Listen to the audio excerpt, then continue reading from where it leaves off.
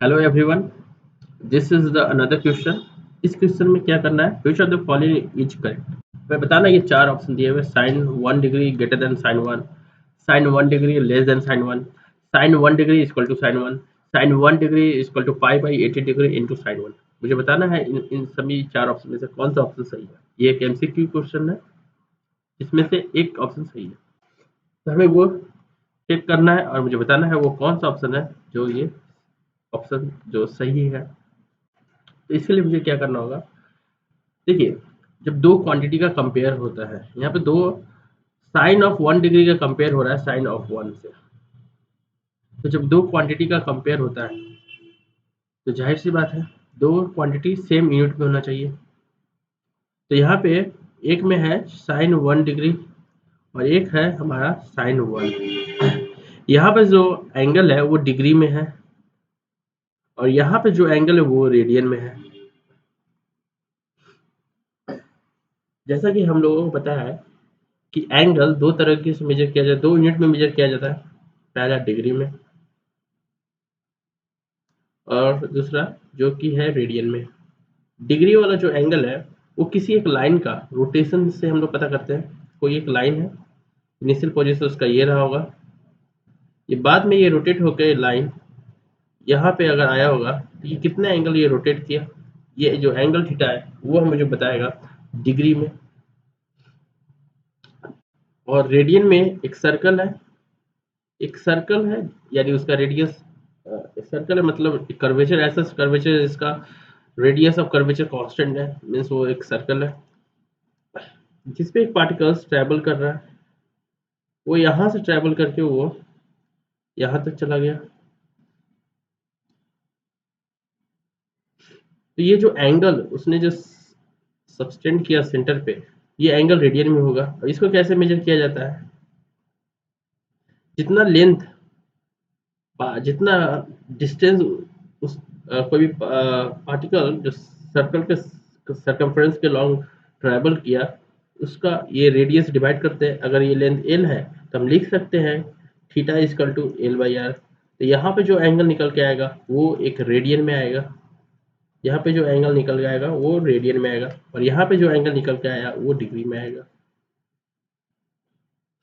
लेकिन जब दो चीज़ों का कंपेयर करते हैं तो दोनों को कन्वर्जन करना है एक यूनिट से दूसरे यूनिट में। तो ऐसे में दोनों में एक सिमिलरिटी है कि अगर ये लाइन पूरा का पूरा रोटेट कर जाए, ये लाइन अगर यहाँ से रोटेट करके ये अगर पूरा ऐसे आ जाए तो ये 360 डिग्री रोटेट कर जाएगा, लाइन डिग्री में 360 डिग्री रोटेट कर जाएगा। और अगर ये कोई पार्टिकल अगर इस सर्कल के लॉन्ग अगर चलता है और वो इनिशियल पोजीशन में वापस आ जाए तो ये 2 पाई रेडियन कवर करता है, क्योंकि यहाँ पे जो लेंथ होगा वो सर्कमफ्रेंस का लेंथ के लॉन्ग होगा, सर्कमफ्रेंस सर्कल और रेडियस, तो ये 2 पाई आ जाएगा। तो यहाँ है कि 360 के इक्विवेलेंस मुझे 2 पाई रेडियन मिल गया। तो मुझे 1 डिग्री के कॉरस्पॉन्डिंग क्या मिलेगा, 2 पाई बाई 360। बेटर होगा कि हम रेडियन टू डिग्री कर ले। उसमें क्या करना होगा, 2 पाई रेडियन में 360 डिग्री होगा, तो 1 रेडियन में अगर देखा जाए तो 360 डिग्री बाई 2 पाई होगा। तो ये देखा जाए तो ये कितना आएगा, 180 by pi degree.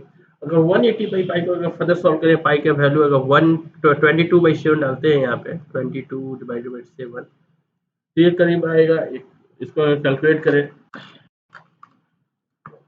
180 into 7 divided by 22, तो ये 57.27 डिग्री आएगा। मीन्स 1 रेडियन के इक्विवेलेंस मुझे 57.27 डिग्री मिला। तो हम यहाँ पे आप कंपेयर कर सकते हैं। जैसे किसी में एक है साइन 1 डिग्री और एक में हमारे पास है साइन 1 रेडियन।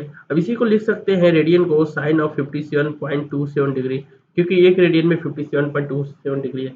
यहाँ पे हमें दो एंगल साइन का वैल्यू है दो डिफरेंट एंगल पे, एक साइन ऑफ 1 डिग्री है और एक साइन ऑफ 1 रेडियन है। दोनों को कंपेयर करना है कौन बड़ा होगा कौन छोटा होगा। तो इसके लिए मुझे क्या करना होगा, दोनों का वैल्यू हमें निकालना होगा एक एंगल पे, या फिर आप इसको क्या कर सकते हैं, इसका वैल्यू निकाल लीजिए। उसमें थोड़ा डिफिकल्ट होगा क्योंकि साइन 1 डिग्री का वैल्यू शायद निकालने में दिक्कत होगी। तो हम यहाँ पे कंपेयर करते हैं, मतलब सेम एंगल को कंसिस्टेंट यूनिट में, मतलब एक एक जैसा यूनिट में कन्वर्ट कर दिया है। साइन 1 डिग्री है और साइन 1 रेडियन को हम 50 साइन ऑफ 57.27 डिग्री यहाँ पे कर दिया। और यहाँ पे अगर देखा जाए साइन का ग्राफ अगर हम लोग देखते हैं साइन का ग्राफ कुछ इस तरह से होता है। साइन का अगर ग्राफ देखते हैं तो साइन का ग्राफ ये होता है, 0 पे 0 होता है, 90 पे 90 या π/2 90 डिग्री को ये रेडियन में π/2 बोलते हैं और ये पे पाई मीन्स 180 डिग्री। मीन साइन का वैल्यू अगर देखा जाए यहाँ पे अगर साइन एक्स है, यहाँ पे एक्स है, एक्स एंगल है, अगर एक्स यहाँ पे डिग्री में ले रहे हैं, यहाँ पे π/2 नहीं लिखने का कोई मतलब नहीं है। तो साइन का देखिए दोनों एंगल, एक 1 डिग्री है, एक 57.2 है, मतलब दोनों एंगल 90 से कम है।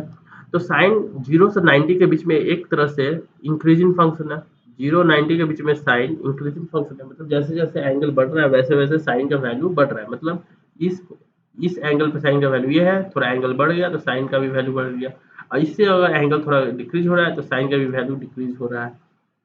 तो मतलब साइन 0 से 90 के बीच में इंक्रीजिंग फंक्शन है, यानी कम थीटा पे ज़्यादा वैल्यू मिलेंगे और ज़्यादा थीटा पे ज़्यादा वैल्यू मिलेंगे। तो साइन 1 डिग्री यहाँ पे थीटा कम है, यानी एक्स 1 डिग्री है और यहाँ पे एक्स 57.27 डिग्री है।